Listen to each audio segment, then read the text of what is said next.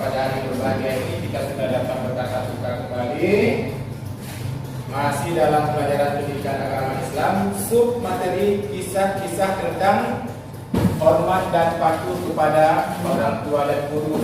Minggu yang lalu kita sudah membahas tentang hormat dan patuh kepada orang tua. Untuk memberkahi kegiatan pembelajaran kita hari ini, kita awali dengan doa. Pak Arab kepada ketua kelas untuk memimpin doa. Kita berdoa sama-sama. Doa dimulai. Bismillahirrahmanirrahim. Rabbi sholli sadri wa Selanjutnya, Bapak mau mengecek terlebih dahulu kehadiran kalian hari ini. Kira-kira ada yang alfa? Riwayuni? Ya. Sartika? Alhamdulillah, Pak hari ini hadir semua ya, ada yang apa? Alhamdulillah, Bapak perhatikan untuk minggu ini bangkunya, pakaiannya kompak semua, tidak seperti minggu yang lalu ya. Ada yang pakai baju pramuka, masih ada juga yang pakai baju putih. Alhamdulillah hari ini sudah kompak semua, pakai baju seragamnya. Cuma ada sedikit Bapak perhatikan ini medianya depan Bapak ini agak kali. Bisa diperhatikan yang belakang aja, belakang aja. Suara sini sekalian, pada hari berbahagia ini, Bapak mengharapkan kalian tetap semangat. Berkali-kali Bapak sampaikan, sekalipun kita kena di jam terakhir, tidak menyurutkan semangat kita tetap semangat dalam mengikuti pelajaran. Alhamdulillah Bapak perhatikan muka-muka hari ini, nah muka-muka yang semangat. Bapak ingin mengecek dulu pemahaman kalian tentang kisah-kisah tentang hormat dan patuh kepada orang tua dan guru ini. Kisah yang kita bahas hari ini adalah kisah-kisah yang ada tersebut di dalam riwayat-riwayat para sahabat, kemudian riwayat di dalam hadis Rasulullah SAW, dan yang menjadi teladan bagi kita di dalam sejarah Islam. Ya, sesuai sisi sekalian, sebelum kita bicarakan lebih jauh tentang kisah-kisah ini, Bapak ingin memastikan dulu, ada tidak di antara kalian yang mengetahui atau tahu tentang kisah-kisah seorang anak yang berbakti kepada orang tuanya? Ada nggak? Nah, coba tunjuk tangan. Dah, nah cepat kamu. Malik Butang. Cerita? Malik Butang yang durhaka kepada ibunya. Oh, kisah tentang anak yang durhaka. Cerita Malik Butang itu kisahnya diceritakan bahwa ada seorang anak yang durhaka pada ibunya. Selanjutnya dia menjadi batu. Kisahnya terjadi di mana tuh? Padang. Ya, di Padang Sumatera Barat. Bapak tadi belum terjawab nih. Ada nggak yang tahu cerita tentang seorang anak yang berbakti kepada orang tuanya? Ya, silakan. Uwais Al-Qarni yang menggendong ibunya naik haji dari Yaman. Uwais Al-Qarni. Betul itu. Tapi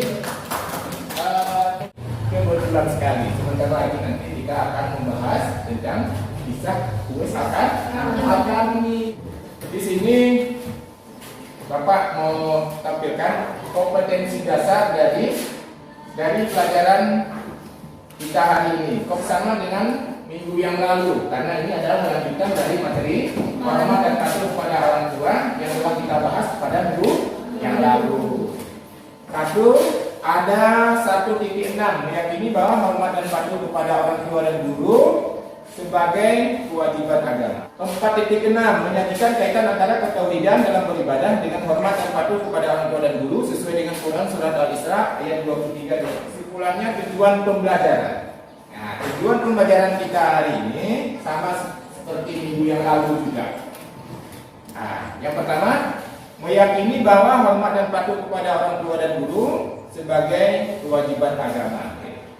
Yang selanjutnya menelaah isi Quran surat Al-Isra ayat 23-24. Yang terakhir memulaikan paparan tentang hikmah dan hikmah dan manfaat hormat dan patuh kepada orang tua dan guru. Model pembelajaran kita masih menggunakan model pembelajaran discovery ini yang perlu saya jelaskan, kalian sudah paham semua. Ya, sekarang kita tampilkan submateri kita hari ini, yaitu tentang kisah-kisah hormat dan patuh kepada orang tua dan guru. Oke, bagi siapa yang tidak berbakti kepada orang tua, dia dianggap sebagai anak durhaka. Kalau dia anak durhaka, maka tempatnya yang layak di mana? Di neraka. Karena sebagaimana minggu yang lalu Bapak sampaikan bahwa ridha Allah itu terletak pada ridhanya orang tua.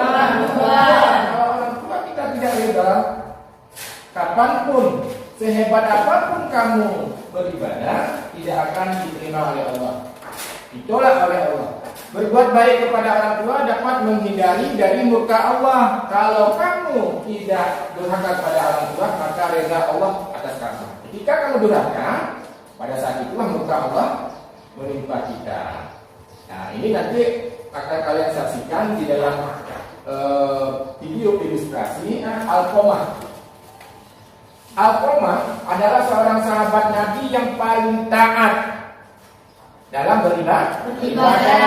Dia tidak pernah tinggalkan sholat 5 waktu, bahkan sholatnya selalu berjamaah. Kemudian selanjutnya dia berpuasa, puasa sunat, semua ibadah dia lakukan. Cuman ada satu hal yang kurang sama dia. Apa kurangnya? Yang kurang sama dia adalah perhatiannya kepada orang tua. Karena kurang perhatian dia kepada orang tuanya, sehingga orang tuanya merasa kecewa dan sakit hati sama dia. Nah, jadi pertanyaan obatnya, dia anak durhaka apa? Sekilas kita perhatikan, tidak ada yang dia lakukan yang menyakiti hati atau menyakiti fisik ibunya. Tapi ibunya hanya merasa kecewa terhadapnya. Kenapa? Karena si Alqamah ini tadi, dia lebih mementingkan atau lebih memperhatikan istrinya dibandingkan ibunya. Nah, jadi istilahnya ibunya di sini apa? Cemburu. Ya, ibunya cemburu terhadap istri Alqamah. Nah, karena posisi orang yang cemburu tadi ini adalah ibu kandungnya si Alqamah, maka pada saat itu si Alqamah dianggap telah durhaka pada ibunya. Sekalipun si Alqamah sendiri dia tidak mengetahui kalau dia telah berbuat durhaka. Tapi Allah telah menentukan bahwa si Alqamah ini telah durhaka pada ibunya, sehingga ibunya tidak reda sama dia. Ketika ibu si Alqamah tidak reda pada dia, maka pada saat itu Allah juga tidak reda pada si Alqamah. Apa yang terjadi? Pada suatu hari si Alqamah jatuh sakit, dan jatuh sakitnya sakit berat sampai ke penghujung dia sakratul maut. Ketika mau sakratul maut, dia tidak bisa mengucapkan kalimat syahadat. Dia bisa mengucapkan asyhadu an la ilaha illallah wa asyhadu anna Muhammadar Rasulullah. Ketika dia ucapkan asyhadu an la ilaha illallah, dia sebut ibu. Jadi terdengarlah oleh istrinya dan orang-orang di sekelilingnya. Jadi untuk lebih jelasnya nanti kita simak di video yang akan Bapak sampaikan. Selanjutnya, juga hatinya, ya Allah luar biasa anakku. Ya kan? Nanti kalian rasakanlah ketika kalian menjadi bapak, seorang ayah atau seorang istri. Selanjutnya, bertutur kata yang sopan, bersikap santun dengan kedua orang tua, baik di rumah maupun di luar rumah. Tidak boleh kita berucap atau berkata-kata yang kasar sama orang tua di rumah. Kita tidak mengerti sampai sini? Ya, ada pertanyaan? Sudah mengerti semua? Ya. Alhamdulillah. Baik. Nah, sekarang coba duduk dulu secara berkelompok.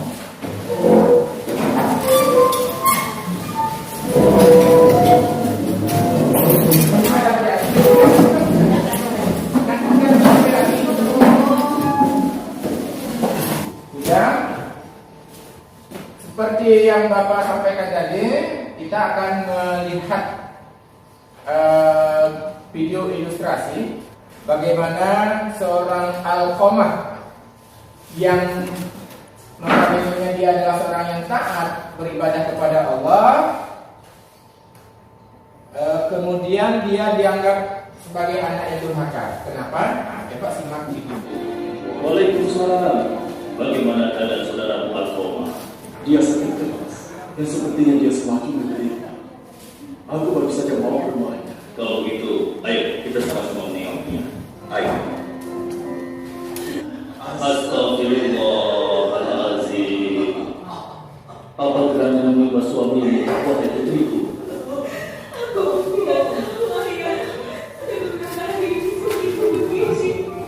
Sepertinya bisa sekarang.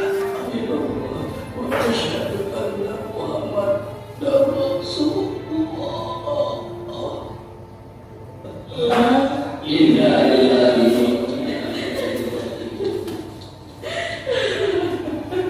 tadi video tentang seorang Alqamah. Bagaimana, sudah bisa disimak tadi videonya? Nah, selanjutnya kita akan memutar video yang satu lagi yang berkisah tentang seorang anak yang sangat berbakti kepada ibunya. Siapakah dia? Itu Uwais Al-Qarni. Bagaimana kisahnya? Nah, coba sama-sama kita nonton videonya. Kisah Uwais Al-Qarni, pemuda yang terkenal di langit. Kisah itu bercerita tentang seorang pemuda bernama Uwais Al-Qarni yang hidup pada zaman Nabi Muhammad SAW. Nama Al-Qarni yang disebut Uwais adalah seorang pemuda yang berasal dari negeri Yaman. Sejak lahir, ia memiliki penyakit sampah yang bercak-bercak putih di seluruh badan. Bahkan kedua orang tua di setiap waktu dan menambah ketaatan kepada mereka. Nah, itu tadi video tentang kisah Uwais Al-Qarni yang luar biasa berbakti kepada ibunya. Sekalipun dia seorang yang penyakitan, dia penyakit sopak. Selanjutnya ibunya seorang yang lumpuh, tidak bisa berdiri, tidak punya kekuatan. Nah, jadi ibunya punya niat, punya cita-cita untuk berhaji, ditunaikan oleh si Uwais Al-Qarni. Nah, dari Yaman ke Mekah itu sangat jauh. Tapi luar biasanya Uwais ini tadi menggendong ibunya dari Yaman menuju Mekah untuk berhaji. Itu luar biasanya. Sehingga Rasulullah SAW berpesan kepada para sahabatnya bahwa Uwais Al-Qarni ini adalah seorang penghuni langit. Uwais Al-Qarni tidak pernah berjumpa dengan Rasulullah. Dia pernah ke rumah Rasulullah, tapi pada saat itu Rasulullah sedang keluar, tidak ada di rumah. Dia mau jumpa. Ketika dia menghajikan orang tuanya, pada saat itu Rasulullah sudah meninggal dunia, sudah wafat. Tapi sekalipun tidak berjumpa, luar biasanya Rasulullah berpesan kepada sahabat-sahabatnya bahwa ada seorang pemuda yang luar biasa, dia sebagai penghuni langit, namanya Uwais Al-Qarni. Dia punya tanda di tangannya, ya, tangannya putih, di telapak tangannya putih, ada putih. Itu adalah bekas dari penyakit sopaknya yang tidak sembuh total. Bapak akan membagikan LKPD untuk tugas kita hari ini.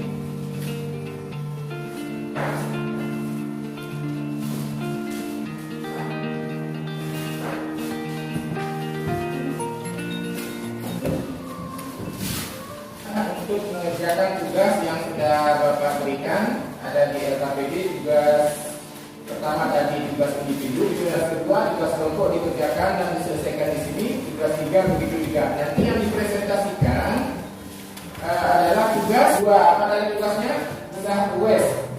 Kisah Uwais Al-Qarni. Yang selanjutnya adalah pesan-pesan moral pada kisah Alqamah. Silakan dikerjakan bersama.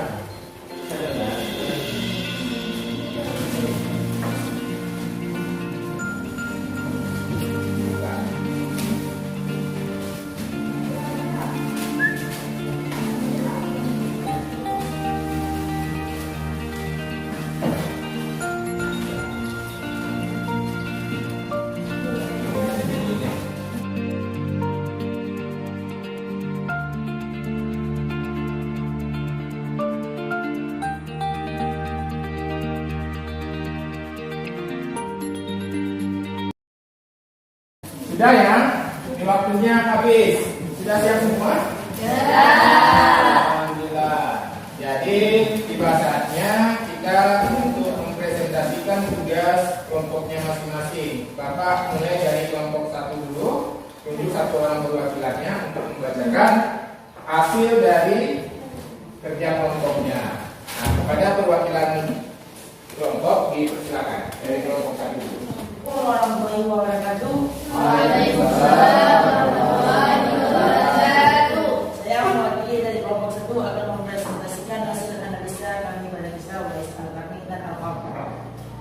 Dari kisah Wais Al-Karni ada 2 nilai pendidikan akhlak yang dapat disimpulkan bahwa sikap sabarnya yang luar biasa, di mana kesabaran Wais Al-Karni ketegasan Allah memberikan cobaan berupa penyakit sopak yang dideritanya.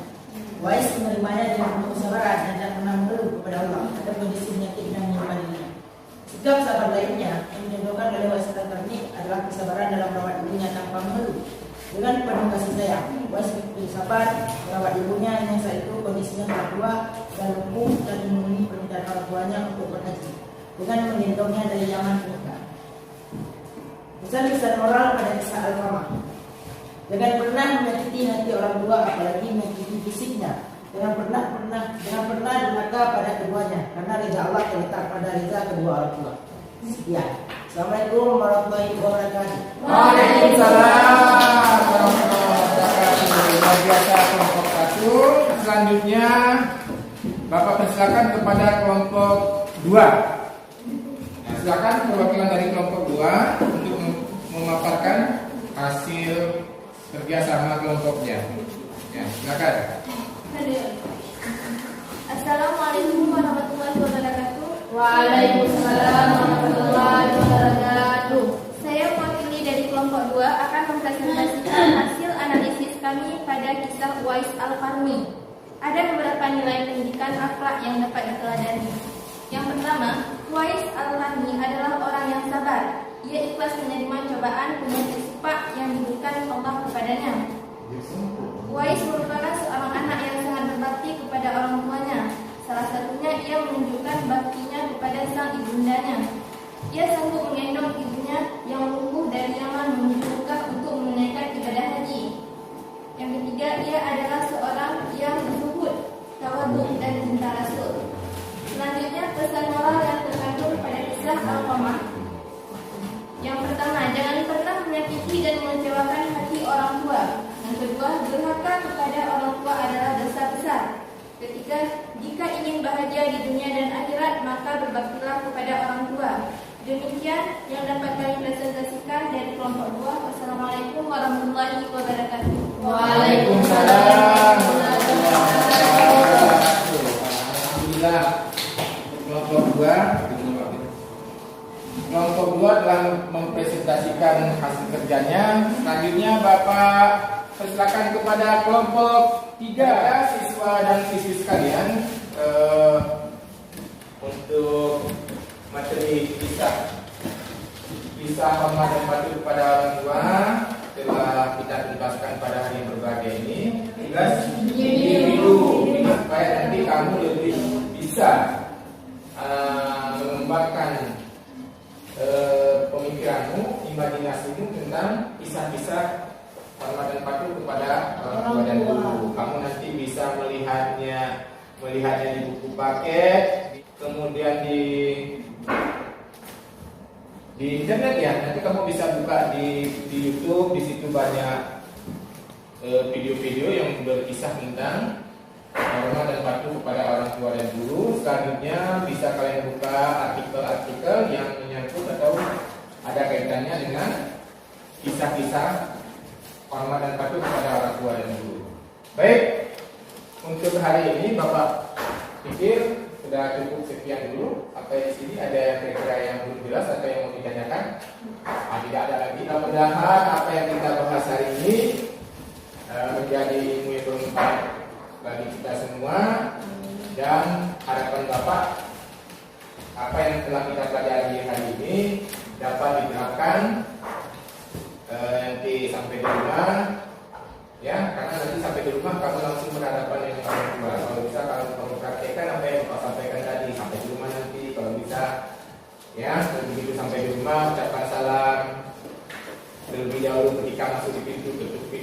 assalamualaikum ma, assalamualaikum ayah, gitu. Kemudian salami ibu, salami ayah, kalau ada ayah di rumah. Ya, ini Bapak sampaikan. Nah, jangan berhenti hati bagi yang tidak ada lagi orang tuanya. Ini yang Bapak sampaikan yang masih orang tuanya masih ada, yang sudah tiada, kita masih juga bisa berbakti dengan cara selalu mendoakan orang tua sudah untuk mengakhiri pembelajaran kita hari ini. Mari sama-sama kita tutup dengan doa. Kepada ketua kelas, Bapak persilakan untuk ditutup. Pertama, untuk mengakhiri pembelajaran hari ini, mari kita